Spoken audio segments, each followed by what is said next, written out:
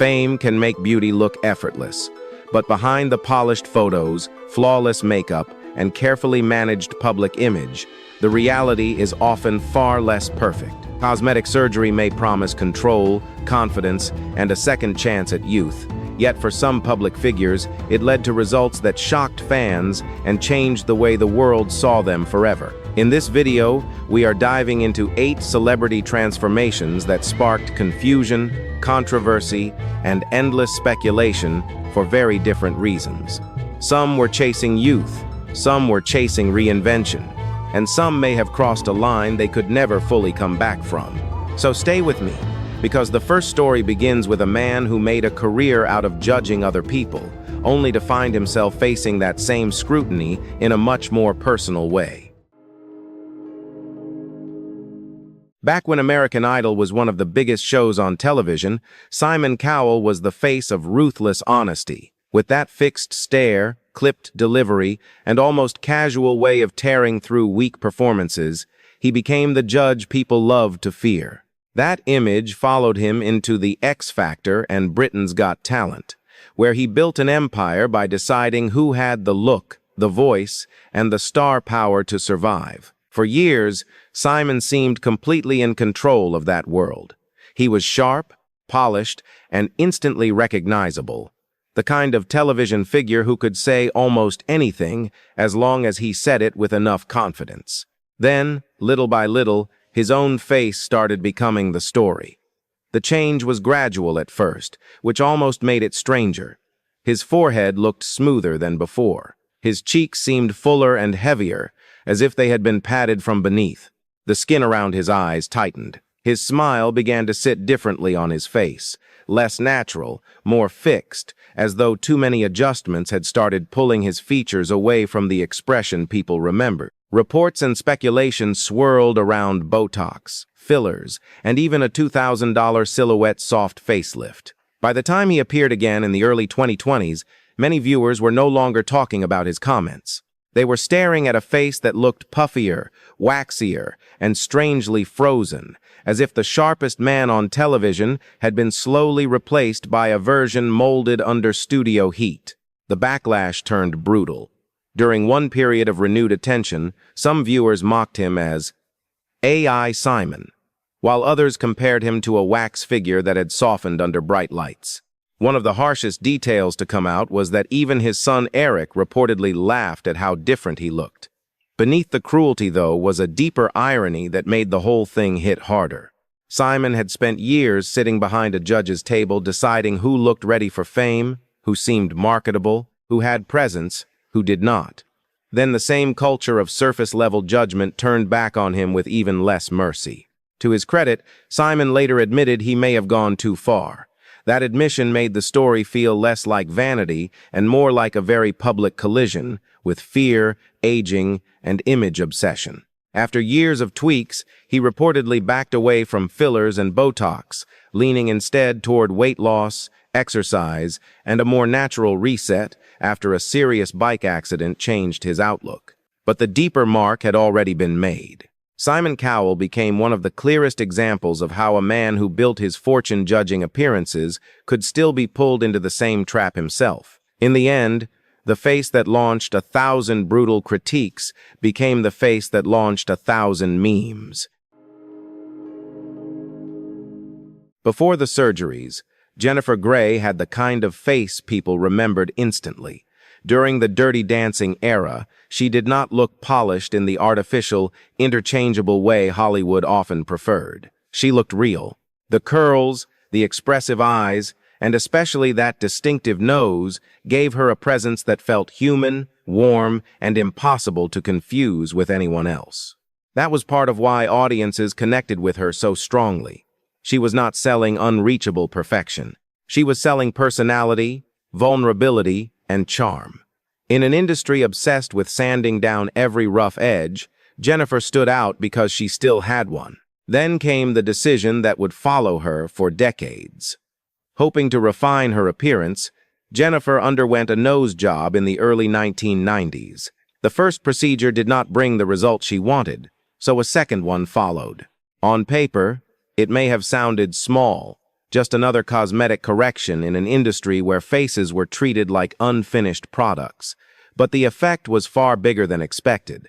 The new nose softened and narrowed the feature that had once anchored her entire face. Suddenly, her look felt altered in a way that was hard to explain but easy to notice. Her profile changed. The balance of her features shifted. The face that had once carried such immediate recognition now seemed smoother, more conventional, and far less specific. She did not look grotesque or dramatically disfigured. In some ways, that made the outcome even sadder. She simply no longer looked like the Jennifer Grey people remembered. That quiet erasure had a real cost. Jennifer later admitted that she went into the operating room a celebrity and came out anonymous. It was one of the most devastating descriptions any actor has ever given about cosmetic surgery, because it captured something deeper than regret. She was not just talking about a different nose. She was talking about losing the very thing that made casting directors, audiences, and the camera respond to her in the first place. Hollywood always claims it wants beauty, but what it often really wants is memorability. And Jennifer had traded a memorable face for one that blended in more easily. Years later, the story still carries a sting because the damage was never about one procedure alone. It was about how easily a career can be shaken when a face no longer matches the image burned into public memory. Jennifer Grey became a lasting reminder that sometimes the feature people tell you to fix is the same feature that made you impossible to forget. How far can cosmetic surgery go before a person stops looking enhanced and starts looking engineered? In Jayne McConaughey's case, that question followed almost every stage of her transformation. This was never the story of someone making one or two small changes and quietly moving on. It became the story of a woman who seemed determined to keep pushing the body further, larger, and more artificial each time, as if the goal was not improvement anymore, but escalation itself. As her transformation gained attention, the details became harder to separate from the spectacle. Reports around her cosmetic journey focused on the sheer number of procedures, the money spent, and her determination to keep going, even when the result already looked extreme to most people. Her face and body changed in ways that felt intentionally oversized. The lips looked fuller and more projected. The breasts became increasingly prominent, pushing her silhouette into proportions that seemed engineered more for shock than harmony. The overall effect was less classic glamour and more living doll meets medical invoice, as if moderation had been removed from the treatment plan. Somewhere around the second consultation, what gave Tara's story its darker edge was not just the look itself, but the absolute refusal to step back from it.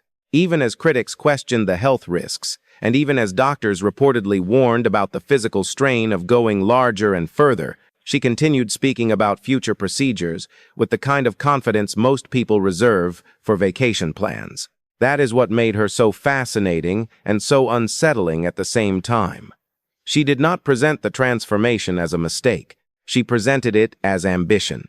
In a culture that constantly tells women to improve themselves, Tara simply took the instruction and drove straight through the guardrail.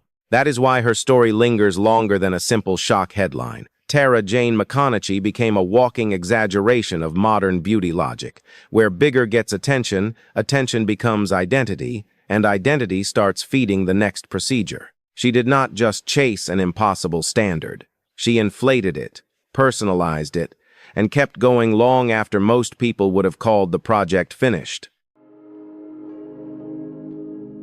Some transformations are meant to preserve beauty, others are meant to completely redefine it. Amanda Lepore never seemed interested in subtle corrections, soft touch-ups, or the usual promise of looking a little younger. Her image was built around something far more extreme. She wanted to become a living fantasy, a hyper-stylized creation that looked less like an ordinary woman and more like a figure sculpted out of glamour, excess, and pure artifice.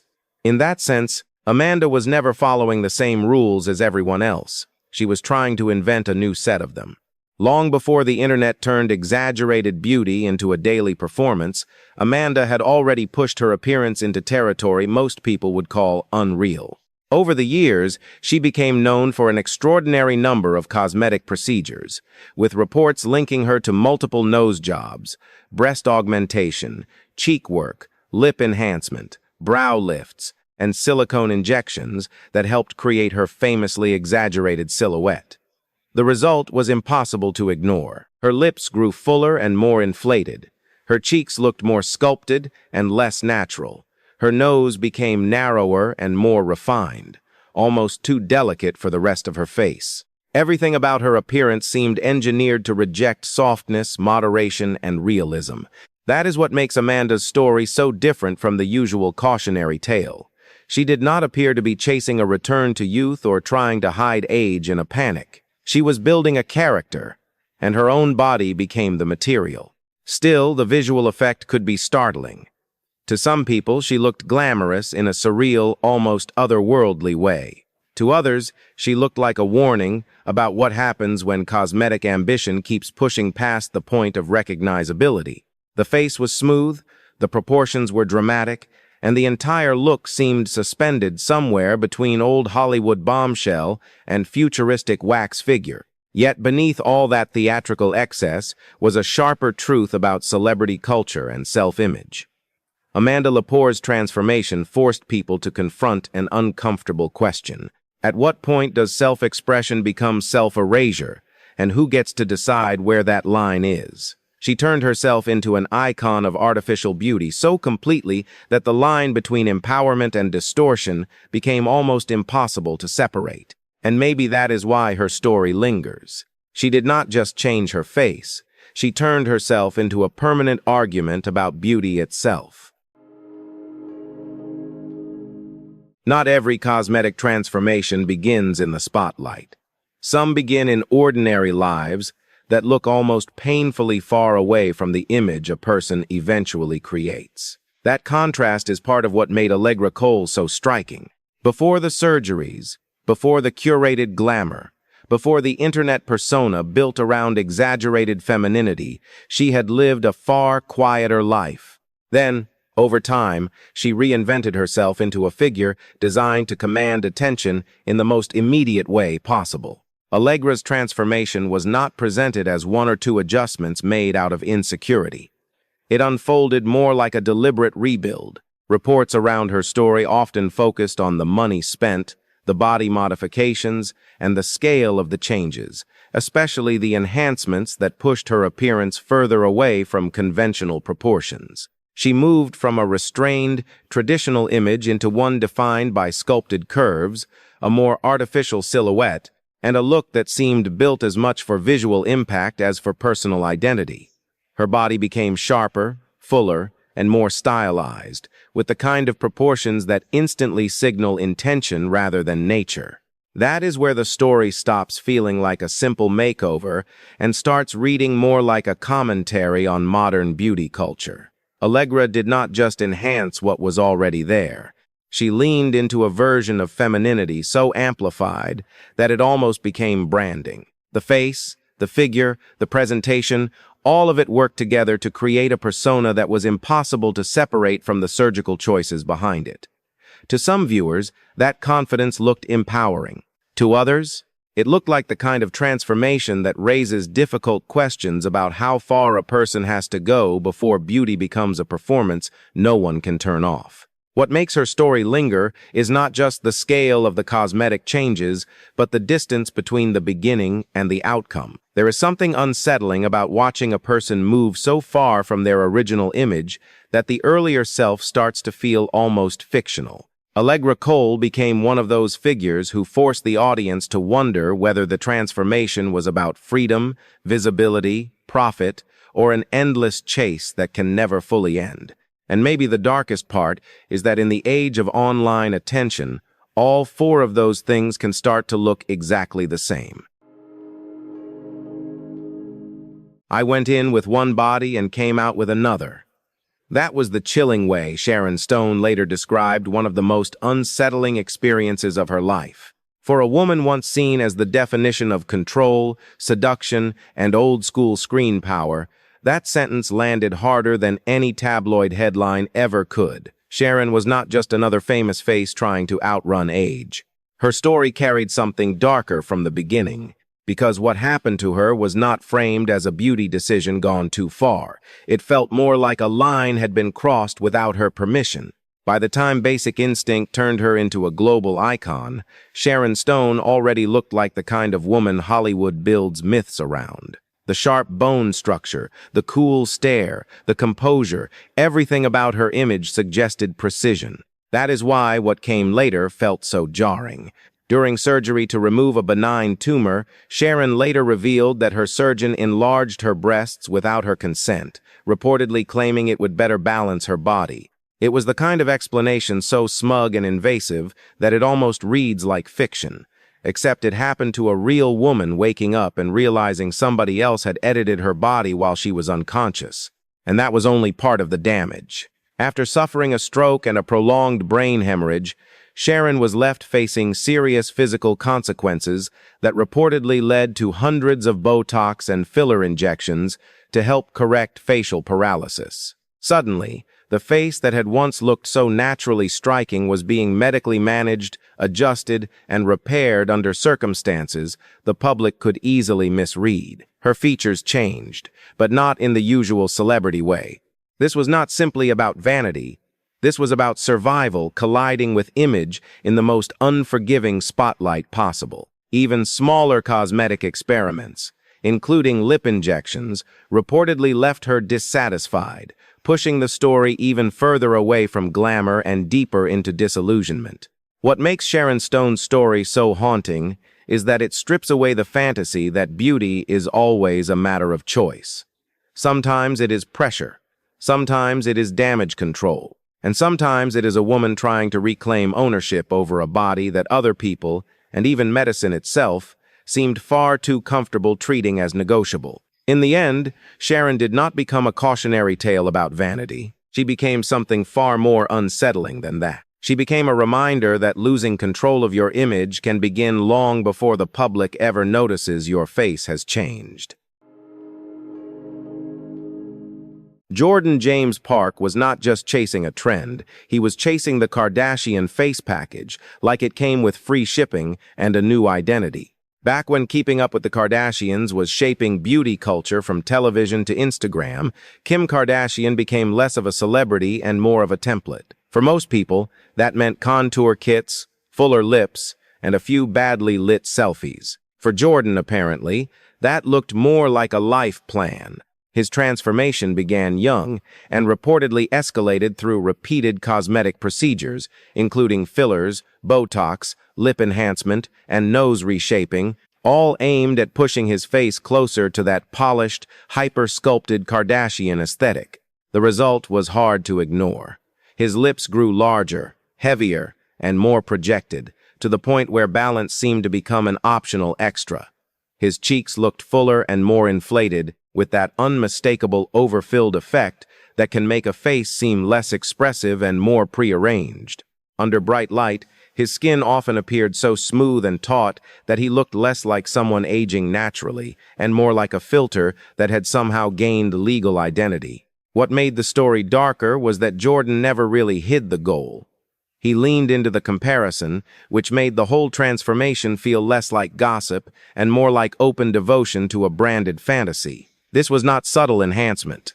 This was celebrity imitation taken so far that individuality started slipping out the back door. The more procedures he reportedly underwent, the more his face seemed to move away from ordinary imperfection and toward something assembled, stylized, and strangely hollow, like a luxury mannequin that had spent too much time online. That is why Jordan James Parke's story lingers.